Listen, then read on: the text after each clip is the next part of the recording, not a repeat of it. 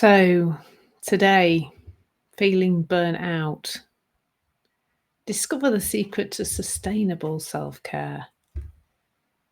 I burnt out nearly 10 years ago now. It actually blows my mind a little bit how that is nearly 10 years ago. It was March 2015. So next March 2025, as I'm making this video, it will be 10 years since I burnt out. And what actually happened to me was I went into work one day, into my office in a large primary school on the edge of Leeds, and I took one look at my computer, and I guess what you might say happened is I completely froze.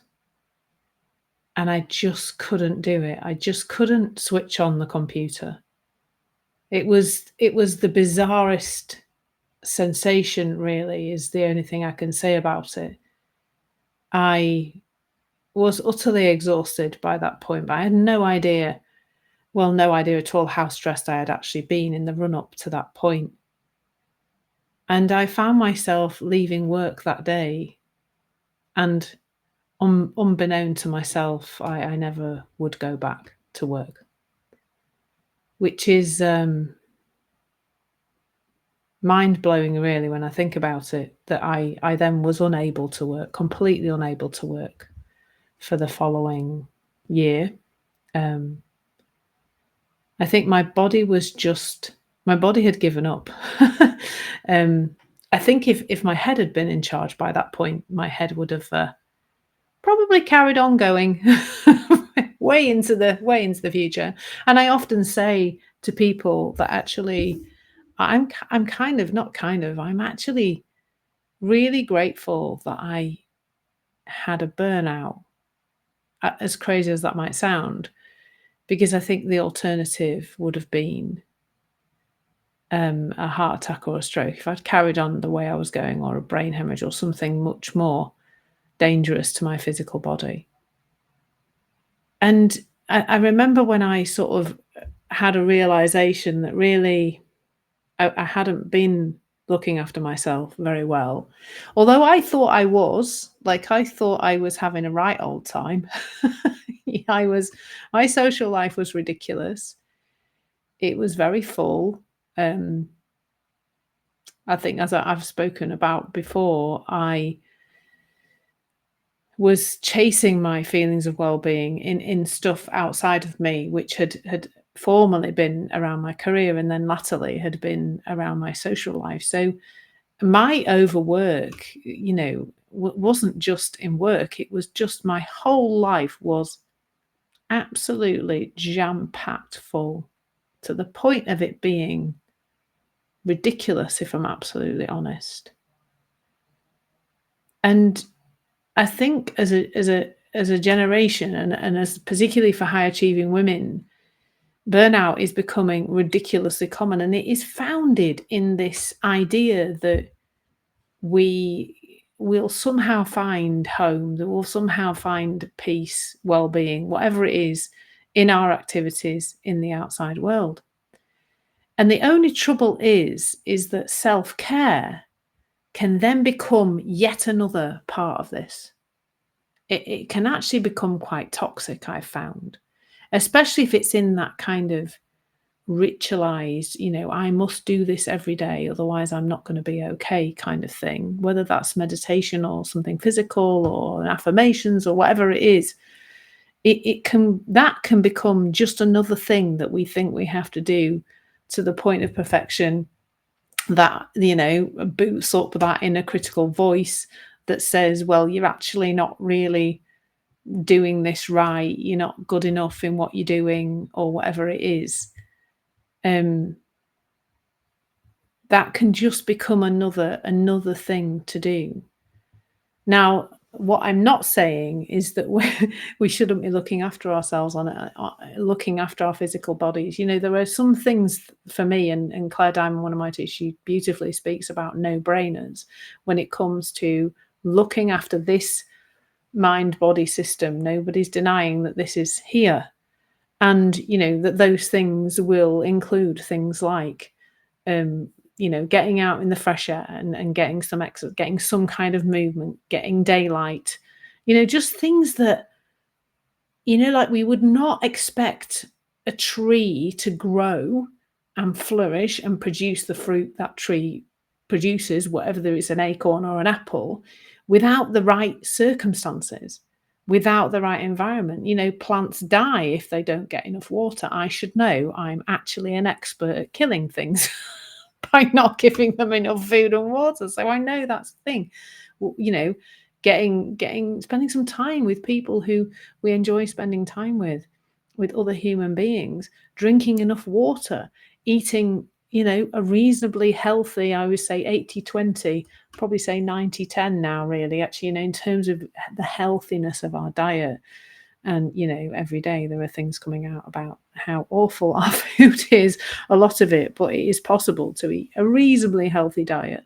So that, that is, there are some things that are just good for us in terms of looking after the body. Now, what I notice happens from many of the women I work with in the Thriving Woman approach is that there is this natural inclination to care for ourselves. I think it's there. It's sort of there in the same way that the roots of the tree will go down if there's an understanding the water is down, or will go across if the tree prefers, to grab the water from the surface. I remember we used to have leylandi in our garden. They're those, they look a bit like a fern, big, massive tree, and they have their roots run very close to the surface, which must be because that's where they have decided the best water is. But the trouble is, if you have grass and you have a leylandi, you have dead grass and a lot of moss, because the tree's taking the liquid that the grass would have been using. So it's the same way in which nature kind of knows what to do to thrive. We do, really.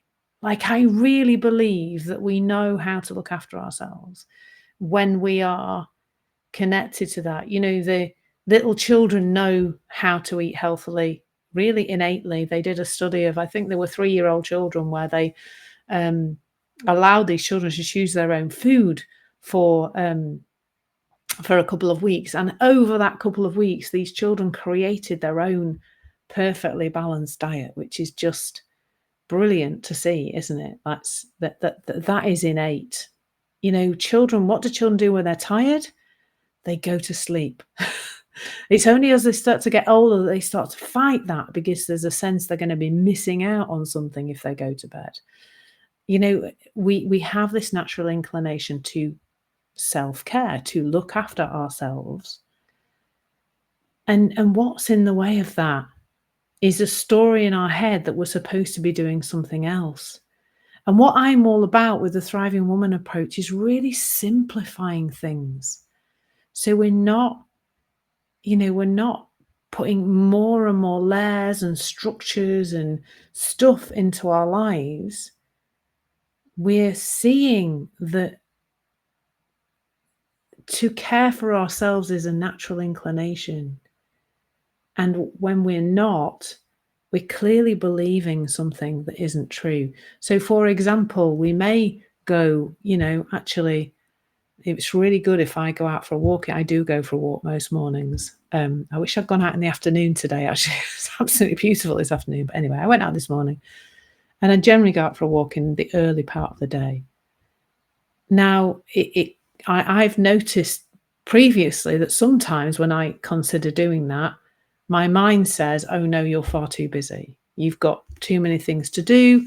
You've got appointments. You've got work to do, blah, blah, blah, blah, blah.